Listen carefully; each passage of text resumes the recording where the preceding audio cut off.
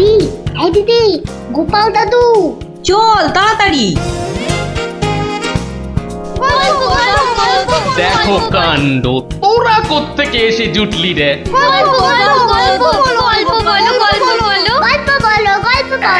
এই দেখো দেখো, আস্তে আস্তে আস্তে, আরে ধুতি খুলে যাবে রে, ধুতি খুলে যাবে। দাঁড়া দাঁড়া, ওরে রে, আমি এখন রাজসভায় যাচ্ছি, পরে এসে তোদের গল্প বলবো। এই দেখো, গল্প না বললে আমরা তোমাকে রাজসভায় যেতেই দেব না। ঠিক ঠিক, গল্প বলো, গল্প বলো। আচ্ছা আচ্ছা আচ্ছা, বেশ, চল ওই গাছতলাটায় গিয়ে বসি। হ্যাঁ, আয় আয় আয়। নাও, এবার শুরু করো। শোন তো, তোরা তো ওই মুর্শিদাবাদের নবাবের কথা শুনেছিস? হ্যাঁ, এক ভীষণ খামখেয়ালি লোক, বুঝলি। হঠাৎ হঠাৎ তার মাথায় অদ্ভুত সব খেয়াল চাপে, আর তার জন্য মাথা খারাপ হয়ে যায় আমাদের মহারাজ ওই কৃষ্ণচন্দ্র। তো সেবার হলো কি,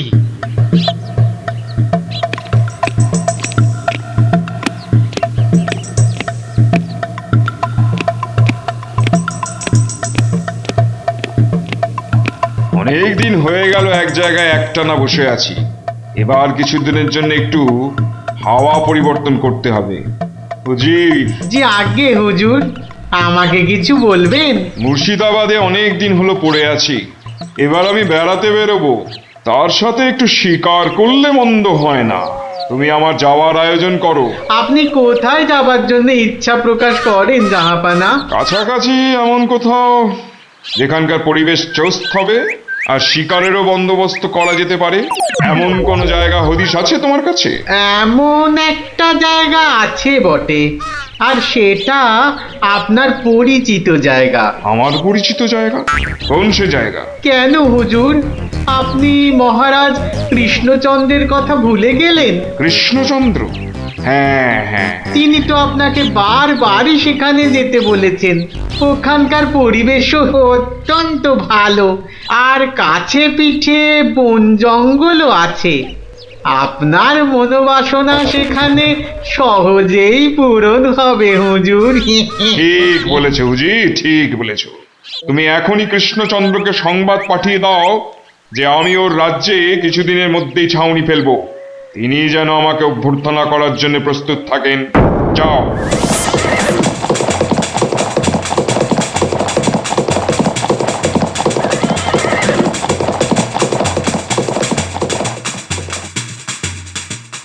বন্ধুগণ, আজকে আমার কাছে একটা বড়ই গুরুত্বপূর্ণ খবর আছে। আর কয়েকদিনের মধ্যেই মুর্শিদাবাদের নবাব বায়ু পরিবর্তন করতে আমাদের রাজ্যে আসছেন। নবাব? মুর্শিদাবাদের নবাব? প্রচন্ড খেয়ালি মানুষ, কখন যে হঠাৎ করে কি চেয়ে বসবেন কিছুরই ঠিক নেই।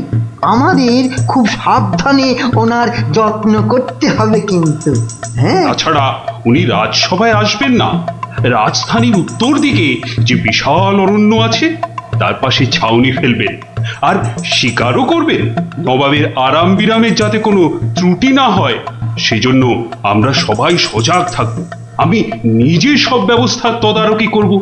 আমোদ প্রমোদ, ভালো ভালো খাবার, সব কিছুর ব্যবস্থা রাখতে হবে।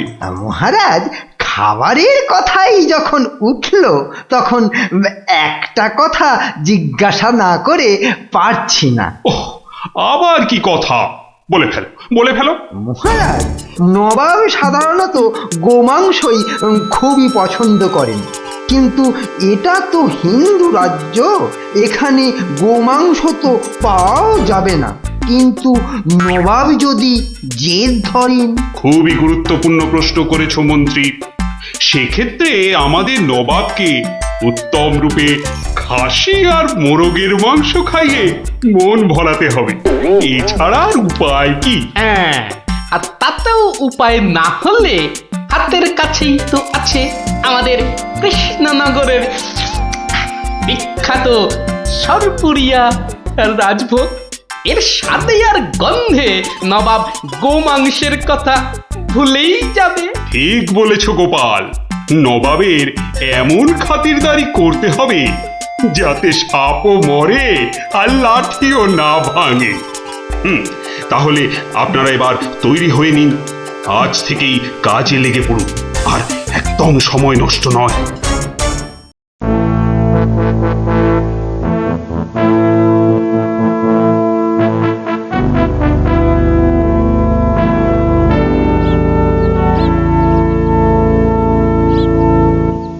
বাহ, বহুত খুব, বড়ই জবরদস্ত চিজ। কি নাম বললেন এই খাবারের? আগে হুজুর সরপুরিয়া, আমাদের রাজ্যের একবারে সব থেকে জনপ্রিয় মিষ্টি। তা আমাদের বাবুর্চিকে শিখিয়ে দিলে সে এরকম জবরদস্ত জিনিস নিশ্চয়ই পাকাতে পারবে। নিশ্চয়ই জাহাপনা। তাছাড়া মোগলাই খানার সাথে সরপুরিয়া বেশ ভালোই লাগবে বোধহয়। ভালোই লাগবে, আর তার সাথে একটু মোগলাই গরম মশলা মেশালে স্বাদ আরো বেড়ে যাবে। মিষ্টিতে গরম মশলা বাবার জন্মেও শুনিনি। কিছু কি আপনি বলতে চাইছেন? না না না না না না, মানে আপনার ভাবনা খুবই ভালো হুজুর। আমাদের ময়রা আপনার বাবুর্চিকে সব শিখিয়ে দেবে। কি হলো, বাইরে এত গোলমাল কিসের? একবার দেখো তো। গেলুম বাবারে, মেরে ফেললে, এ কি? দিয়ে দিলে রে। এ কি অবস্থা হয়েছে তোমার? কে এমন করলো? হুজুর ষাঁড়, ছাউনিতে ষাঁড় পড়েছে হুজুর, ষাঁড়। ষাঁড়? ষাঁড় এলো কোত্থেকে? কিচ্ছু বুঝতে পারছি না হুজুর, কোত্থেকে যেন এসে পড়েছে। এই পুরো শিবির একেবারে লন্ডভন্ড করে দিচ্ছে হুজুর। ওই যে শুনুন আবার ডাকছে। ব্যাপারটা একবার নিজের চোখে দেখতে হচ্ছে। এই তোমরা সব চলো তো, একবার দেখি। কোথায় কোথায় সেই বেয়াদব? আজকে আমি বাহ, বাহ, বাহ, বাহ, বাহ, বাহ, বাহ, বহুত খুব, কি চমৎকার ষাঁড়, কি নধর দেহ, যেন তেল চুইয়ে পড়ছে।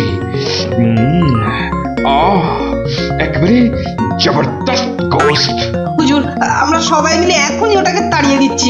এই না না না, দাঁড়িও না, ইসকো পাকড়ো। পাকড়ো মানে?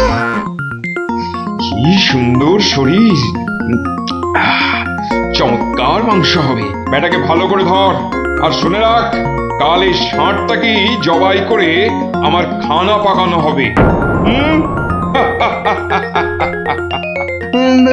এই মাটি করেছে, এই যে মহারাজ কৃষ্ণচন্দ্রের পিতৃশ্রাদ্ধের বিসৎসর্গসার এবার নবাবের কবলে পড়েছে। ওর আর রক্ষে নেই। যাই তাড়াতাড়ি, রাজসভায় যেতে হবে। খবরটা শুনলে মহারাজ নির্ঘাত মূর্ছা যাবেন। জাহাপনা, এবার আমাকে বিদায় দিন, রাজসভায় যেতে হবে, অনেক কাজ পড়ে আছে। হ্যাঁ, এবার আপনি আসুন। আর আগামীকাল আমি এখানে একটা বিরাট ভোজ সভার আয়োজন করছি। কাল তাই আপনাদের মহারাজকে এখানে আসতে বলবেন।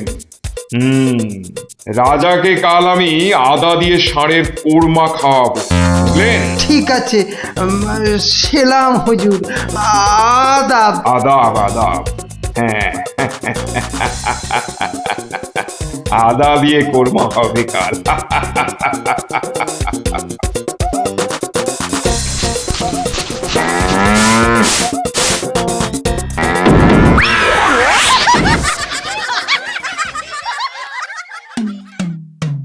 একই কথা শোনালে মহামন্ত্রী, এ আমি কি চরম ধর্ম সংকটে পড়লাম। আমার পিতা শ্রাদ্ধে উৎসর্গ করে ষাঁড়টাকে ধর্মের নামে ছেড়ে দিয়েছিলাম। বৃষৎসর্গের বৃষ মারা পড়লে যে আমার পিতৃপুরুষ নরকে যাবে। কিন্তু নবাবের হাত থেকে ওকে উদ্ধার করার উপায়ই বা কি? নবাব যাকে খেতে চাইছেন তাকে ছিনিয়ে আনার চেষ্টা মানে তো রাজদ্রোহ বই তো কিছু নয়। তাই তো, ওরে বাবা, সর্বনাশ হয়ে গেল, সর্বনাশ হয়ে গেল। হিন্দুর নগরে গো হত্যা হলো, আমার পিতৃপুরুষের নরকবাস হবে। কোনো উপায় নেই ঠেকাবার। যত সব বদমাশ নবাব। আমাদের এ কি সর্বনাশ হলো, কি সর্বনাশ হলো! থামুন, বিপদের সময় একটা বুদ্ধি দেওয়ার নাম নেই, আবার নাকি কান্না কাঁদতে লেগেছে। সবাই সবাই একদম চুপ করে থাকবেন। আমাকে আমাকে একা ভাবতে দিন তো, দেখি দেখি কোনো শেষ রক্ষা করতে পারি কিনা। আগে মাফ করবেন মহারাজ, আমার উপর ভার দিলে আমি ষাঁড়টাকে নবাবের কবল থেকে খালাস করে আনতে পারি। কার সাথে টক্কর দিতে হবে বুঝতে পারছো? এ হলো স্বয়ং মুর্শিদাবাদের নবাব। আমার উপর ভরসা রাখুন মহারাজ, আমার জেদ তো আপনি ভালো করেই জানেন। তুমি বোধহয় নবাবকে ঠিকভাবে চেনো না। নবাবের মতো বদরাগী লোক রসিকতায় ভোলেন না। আপনাদের নবাবও কিন্তু আমাকে সম্যকভাবে চেনেন না। আপনি বলুন না মহারাজ, আমার দৌড় ওনার জানা আছে কি? তুমি ঠিক কি করতে চাও? আমি তো কিছুই ভেবে কুল পাচ্ছি না। আপনি শুধু একটা ছোট্ট কাজ করুন। ছোট্ট কাজ? ছোট্ট কাজ কিরকম? শুনুন মহারাজ, আর আপনি নবাবের নামে একখানি পত্র পাঠান। আমার কথা বলুন বলুন বলুন বলুন, আপনি আমাকে পাঠাচ্ছেন। তোমাকে পাঠাচ্ছি? কেন? কেন? স্রেফ নবাবের মনটা একটু ফুরফুরে করে দেবার জন্য আপনি আমাকে পাঠাচ্ছেন। গোপাল, আমার কিন্তু ভয় করছে। তুমি কাজ হাসিল করতে পারবে তো? ধরে নিন আপনার ষাঁড় আপনি ফেরত পেয়ে গেছেন। দেখুন এবার আপনার গোপালের খেল দেখুন। বেশ, তোমার কথা মতোই কাজ হবে।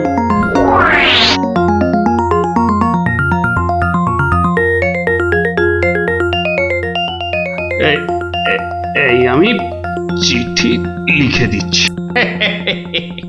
প্রণাম মহারাজ, এই চললাম আমি ষাঁড় উদ্ধার অভিযানে।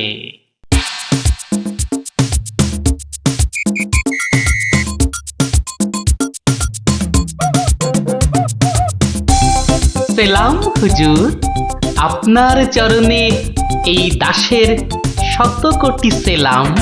আরে এ কে উজির? জাহাপানা, এ হলো গোপাল ভাঁড়, মহারাজ কৃষ্ণচন্দ্রের সভার একজন রসিক লোক।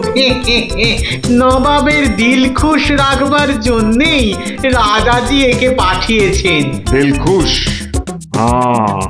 বেশ বেশ, গোপাল তোমার নাম আমি শুনেছি বটে।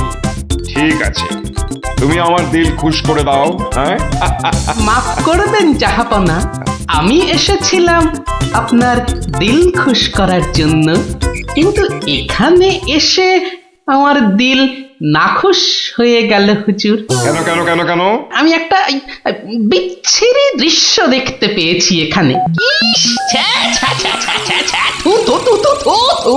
কি দৃশ্য তুমি দেখলে যে এত নফরত? হুজুর, ওই নোংরা সাপটা কেন আপনার পবিত্র শিবিরে বেঁধে রেখেছেন জাহাপনা? নোংরা বলছো কেন?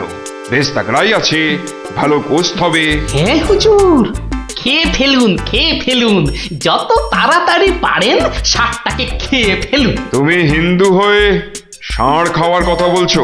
হুজুর, ওই সাপটা বড়ই নোংরা। ও যা উৎপাত করে, গোটা দেশের লোক ওর জ্বালায় একেবারে অস্থির হয়ে যায় হুজুর। কে উৎপাত করে? গুটিয়ে দেয়? না হুজুর, তাহলে তো ল্যাটা চুকেই যেত।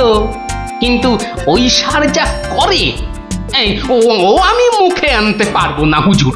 রাম রাম ওয়াক ওয়াক, থু থু থু। আরে বলেই ফেলো না, কি কাজ করে? কি আর বলবো জাহাপনা, ওর জ্বালায় মাঠে কারোর বড় বাইরে করার উপায় নেই। কেন কেন কেন? কেন বলবো?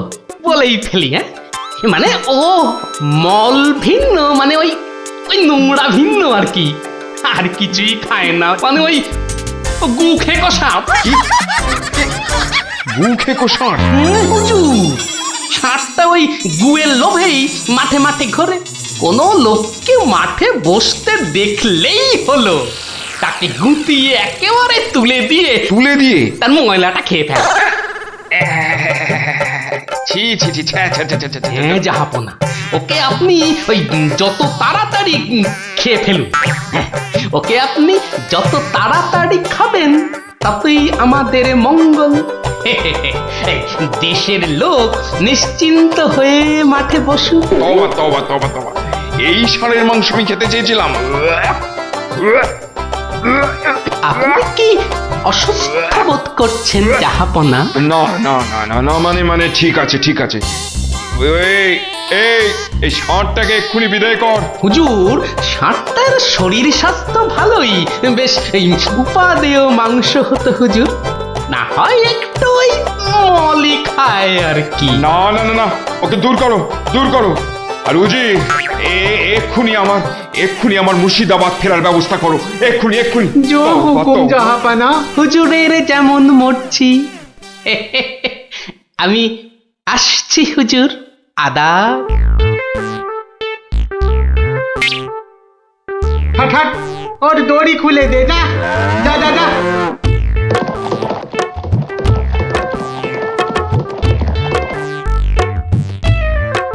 ধন্য ধন্য তুমি গোপাল, চমৎকার চমৎকার তুমি।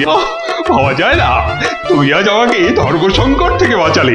মন্ত্রী মন্ত্রী, গোপালকে 2000 টাকা পুরস্কার দাও এক্ষুনি। মহারাজের জয় হোক।